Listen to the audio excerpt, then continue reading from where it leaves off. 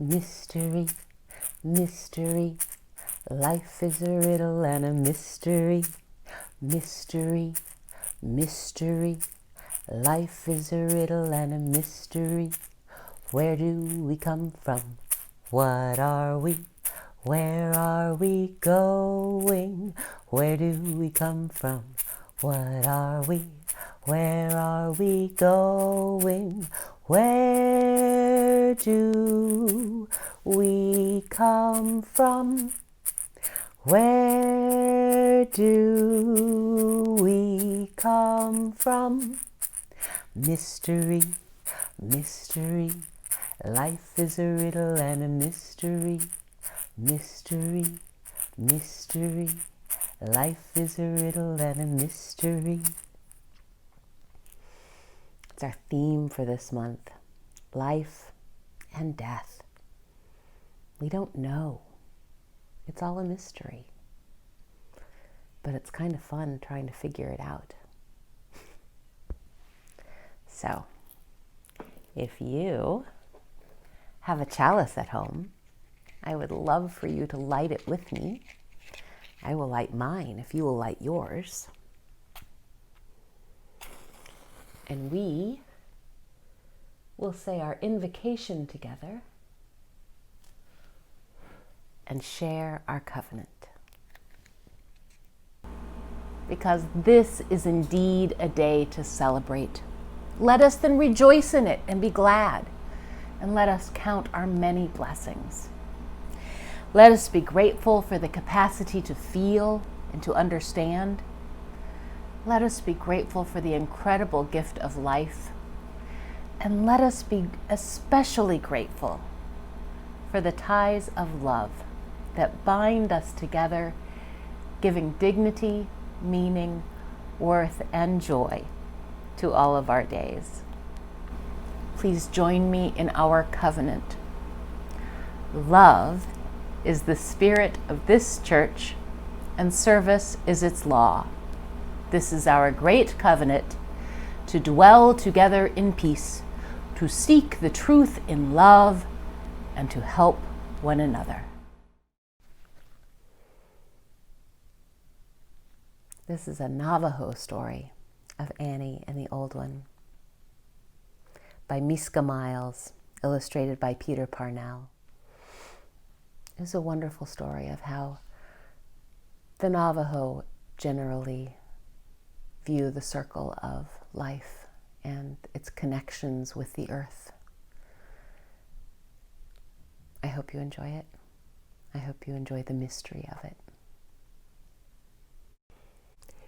Each morning, the gate to the night pen near the hogan was opened wide, and the sheep were herded to pasture to the desert. Annie helped watch the sheep. She carried pails of water to the cornfield, and every weekday she walked to the bus stop and waited for the yellow bus that took her to school and brought her home again.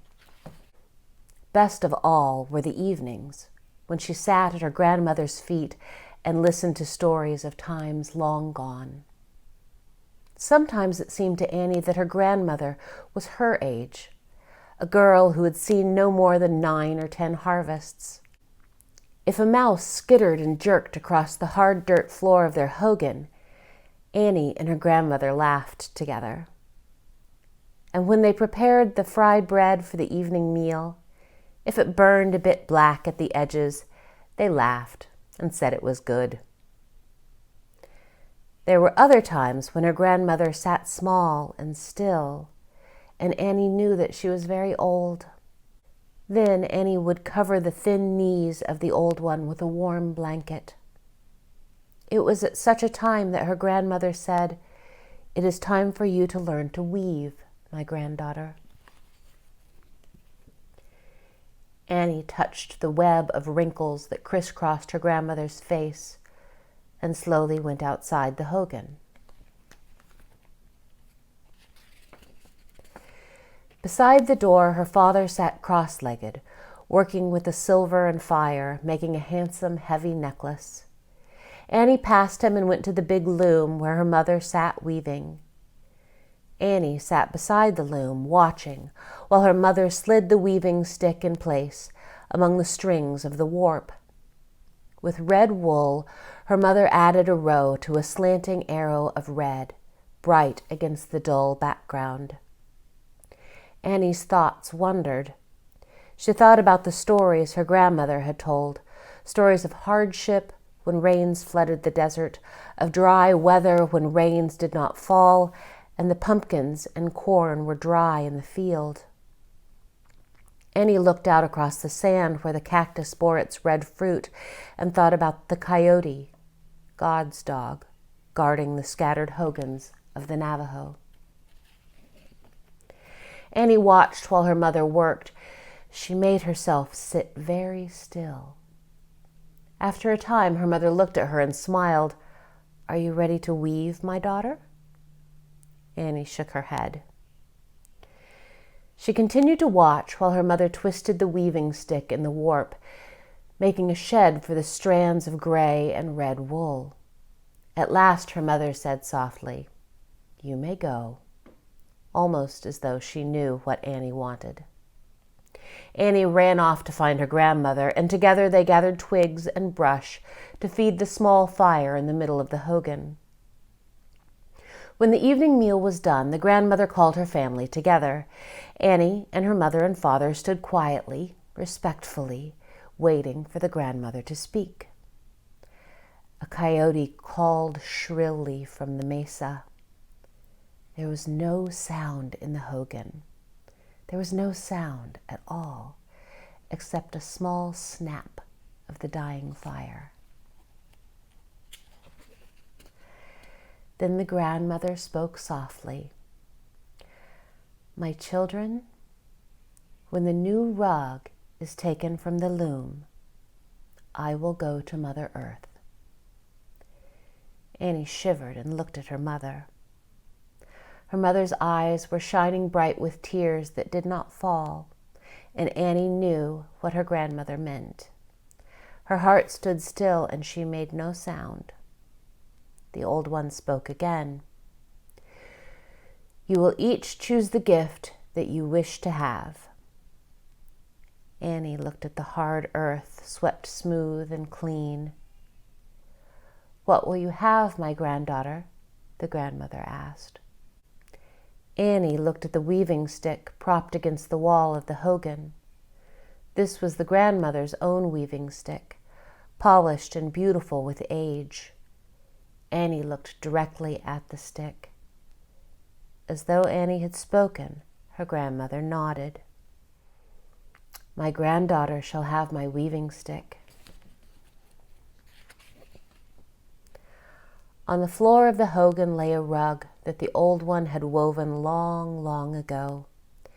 Its colors were mellowed and its warp and weft were strong. Annie's mother chose the rug. Annie's father chose the silver belt studded with turquoise that was now loose around the small waist of the old one. Annie folded her arms tightly across her stomach and went outside, and her mother followed. "How can my grandmother know she will go to Mother Earth when the rug is taken from the loom?" Annie asked. "Many of the old ones know," her mother said. "How do they know?" "Your grandmother is one of those who live in harmony with all nature, with earth, coyote, birds in the sky. They know more than many will ever learn. Those old ones know." Her mother sighed deeply. "We will speak of other things." In the days that followed, the grandmother went about her work, much as she had always done. She ground corn to make meal for bread. She gathered dry twigs and brush to make fire. And when there was no school, she and Annie watched the sheep and listened to the sweet, clear music of the bell on the collar of the lead goat. The weaving of the rug was high on the loom. It was almost as high as Annie's waist. "My mother," Annie said, "why do you weave?" I weave so we may sell the rug and buy things we must have from the trading post. Silver for silver making, deer hide for boots. But you know what my grandmother said. Annie's mother did not speak. She slid her weaving stick through the warp and picked up a strand of rose-red wool. Annie turned and ran. She ran across the sand and huddled in the shallow shade of a small mesa. Her grandmother would go back to the earth when the rug was taken from the loom. The rug must not be finished. Her mother must not weave. The next morning, where her grandmother went, Annie followed. When it was time to go to the bus stop to meet the school bus, she dawdled. Walking slowly and watching her feet, perhaps she would miss the bus. And then quite suddenly she did not want to miss it. She knew what she must do. She ran hard, as fast as she could, breathing deeply, and the yellow bus was waiting for her at the stop. She climbed aboard, and the bus moved on, stopping now and then at Hogan's along the way. Annie sat there alone and made her plan. In school, she would be bad. So bad, the teachers would send for her mother and father. And if her mother and father came to the school to talk to the teacher, that would be one day when her mother could not weave. One day. On the playground, Annie's teacher was in charge of the girls' gymnasium class. "Who will lead the exercises today?" the teacher asked. No one answered. The teacher laughed. "Very well, then I shall be the leader." The teacher was young, with yellow hair. Her blue skirt was wide, and the heels on her brown shoes were high. The teacher kicked off her shoes, and the girls laughed. Annie followed the teacher's lead, bending, jumping, and she waited for the time when the teacher would lead them in jogging around the playground. As Annie jogged past the spot where the teacher's shoes lay on the ground, she picked up a shoe and hid it in the folds of her dress. And when Annie jogged past the trash can, she dropped the shoe inside. Some of the girls saw her and laughed, but some frowned and were solemn. When Annie jogged near the schoolhouse door, Annie slipped from the line and went inside to her room and her own desk. Clearly, she heard the teacher as she spoke to the girls outside. "The other shoe, please." Her voice was pleasant. There was silence. Limping, one shoe on and one shoe gone, the teacher came into the room. The girls followed, giggling and holding their hands across their mouths. "I know it's funny," the teacher said, "but now I need the shoe." Annie looked at the boards of the floor. A shiny black beetle crawled between the cracks. The door opened and a man teacher came inside with a shoe in his hand. As he passed Annie's desk, he touched her shoulder and smiled down. "I saw someone playing tricks," he said. The teacher looked at Annie, and the room was very still. When school was over for the day, Annie waited. Timidly, with hammering heart, she went to the teacher's desk. "Do you want my mother and father to come to the school tomorrow?" she asked.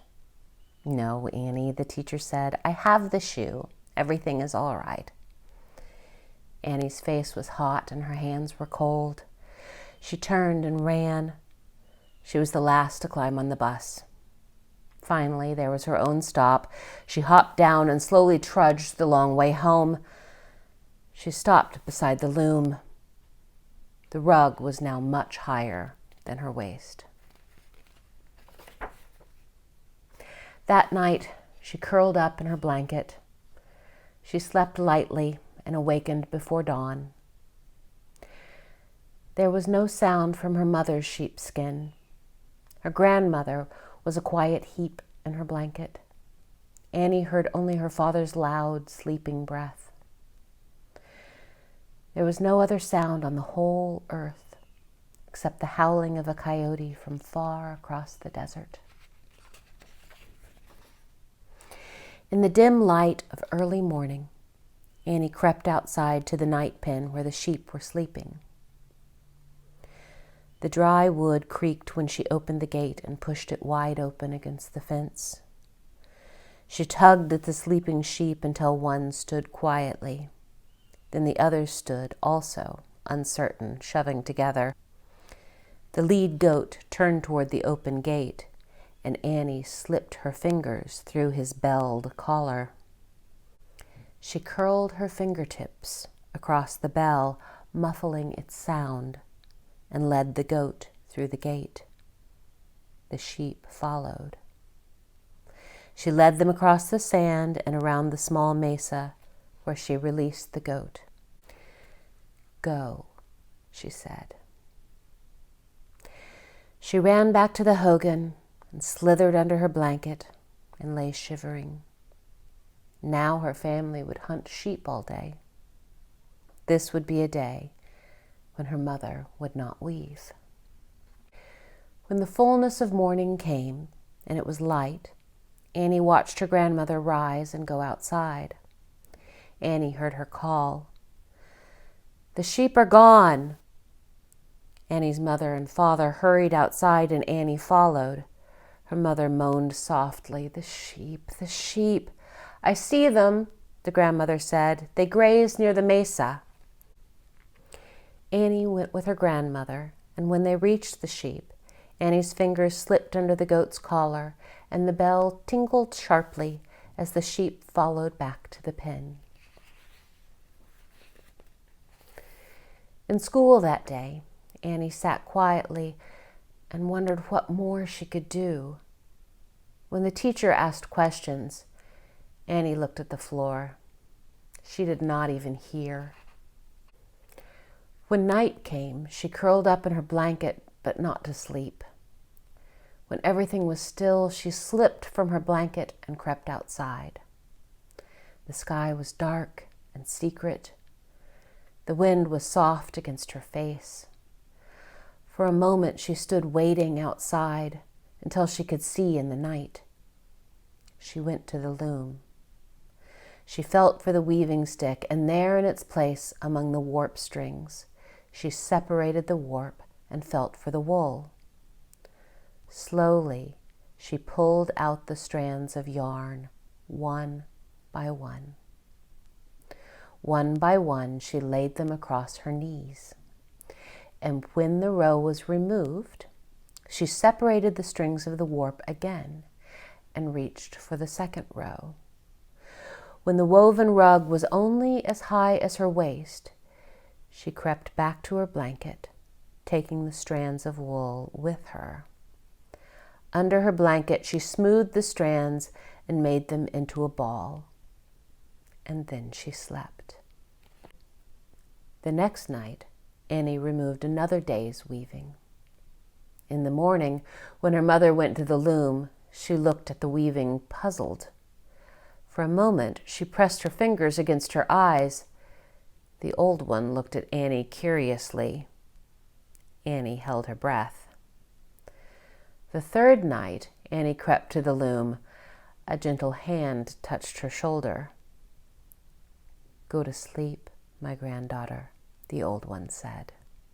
Annie wanted to throw her arms around her grandmother's waist and tell her why she had been bad, but she could only stumble to her blanket and huddle under it and let the tears roll into the edge of her hair. When morning came, Annie unrolled herself from the blanket and helped prepare the morning meal. Afterward, she followed her grandmother through the cornfield. Her grandmother walked slowly, and Annie fitted her steps in the slow ones of the old one.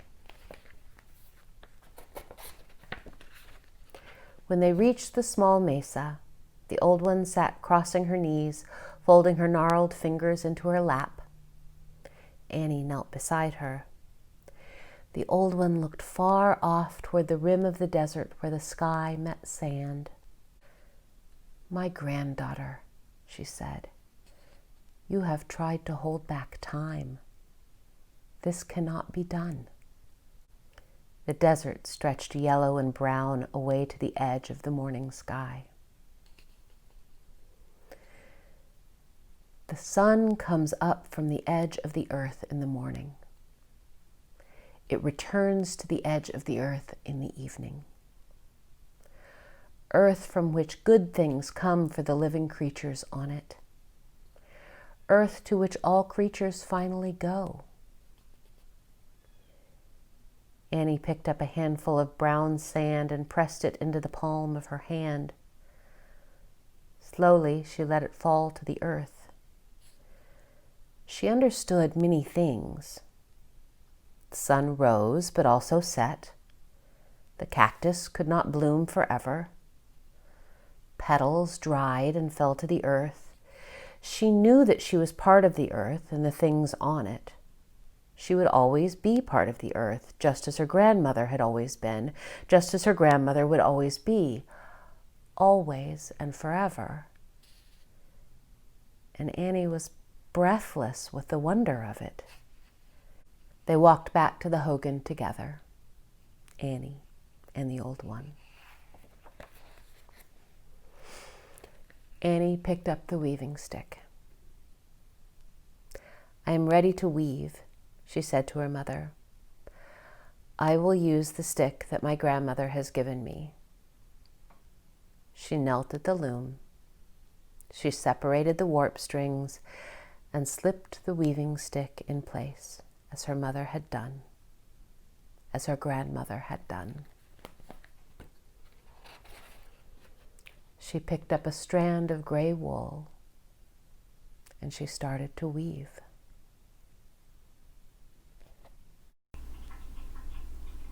Go and be blessed and be a blessing.